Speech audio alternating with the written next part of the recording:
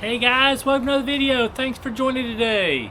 Today I'm going to do a comparison between two shoes. The first is the Mount to Coast R1 and the second is the Altra Experience Flow 2. I think they're both very good shoes. There's a lot of overlap in their use, but I definitely think there's some differences as well. First, the Mount to Coast R1. They market as an ultra marathon shoe.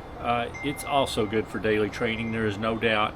It's pretty lightweight. It only weighs 8.5 ounces in a men's size 9. It has a 35 millimeter heel, a 27 millimeter forefoot for an 8 millimeter drop, though I will say it feels less than that. I would say it feels more like a 6 millimeter drop. It has a nice breathable upper, pretty wide through the forefoot, though probably not quite as wide as an Altra. It's got a real breathable upper. It's got the what they call tuned fit, meaning you've got separate little laces for the front of your foot and for the rear of your foot. That allows you to adjust on the go during an ultra marathon. It's pretty highly cushioned both through the tongue and the heel, especially in the heel. It has a gusseted tongue. The midsole is a what they call light cell. It's actually a PBA blend. It's all supercritical, but a portion of it is PBA and a portion of it I think is supercritical TPE. It's got what they call their Go Flow geometry, which is a slightly rocker geometry, but I would say it's pretty slight. It is meant for ultra marathons, so you're really long ultras, so they're really not tuned to be a super fast shoe. With that foam, it's still pretty soft and has some bounce to it, so you can pick up the pace, but it is really kind of set to be able to go just the distance really long and comfortable. It's got the zero sag insert in it that's supposed to prevent the shoe from sagging during a long run. It's supposed to keep it supportive and keep it really nice and bouncy and feel the cushion the whole way.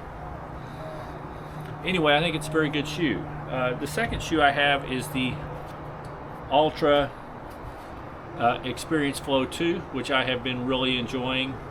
The Altra Experience Flow 2 is a daily trainer that also has a pretty bouncy midsole. It has the new Ego P35 midsole.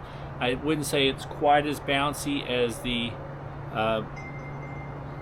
well, I would say it feels very similar in a lot of ways to the midsole in the R1, but it's not a PBA blend. It's a, I forget what they call the name of the foam, what the materials are going into it, but it's a pretty bouncy foam and it feels very soft underfoot. It's very comfortable foam. The upper here again is pretty medium cushioned, feels good. The tongue is again gusseted, kind of like the R1. I would say the upper is not as breathable. It's not bad, but it's just a little bit thicker material. Now this one has a stack height of 32 in the heel, 28 in the forefoot for a 4 millimeter drop. So if you prefer a lower drop, this is probably the way to go, but it feels pretty good. The outsole rubber is Altra's regular rubber. It's got a fair amount that's exposed in the middle, but some coverage on the ends. I would estimate that this shoe is probably going to last, based on my other Altra, probably 350 miles or so before I'm going to wear out the rubber. Anyway, it is a very bouncy shoe. It only weighs 8.15 ounces in a men's size 9. Nice and bouncy. You can pick up the pace. For me, this is a great daily trainer. I'm going to use it for daily training miles. The R1, while it can be used for daily training, I'm probably going to reserve it more for my really long ultra races on the road. Partly that zero sag technology is supposed to prevent it from foot fatigue as you go longer. The Experience Flow 2 being a little lighter is going to be nice for more zippy training sessions while training. The 8.5 ounces of the R1 is still pretty light enough to feel good in a race, and it's more tuned for long races. They claim that the R1 is going to last me 600 to 800 miles, so the durability is probably better there.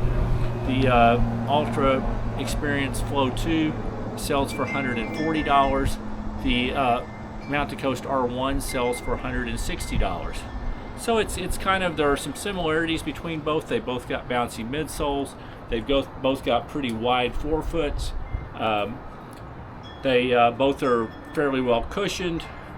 I give the breathability edge to the R1, probably the durability edge to the R1, but price advantage goes to the Experience Flow 2, and the Experience Flow 2 is probably a little bit wider through the forefoot, though they're both pretty good in that area.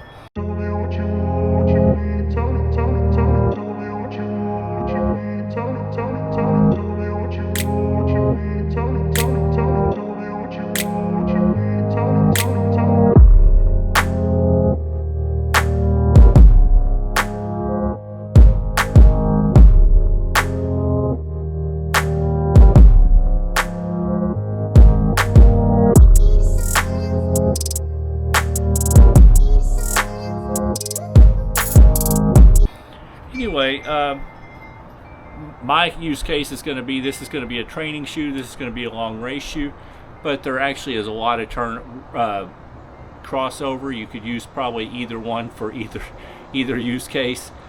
Anyway, I just wanted to share the information. That's my comparison between the two shoes. If you found it interesting, please consider hitting the thumbs up, the like button.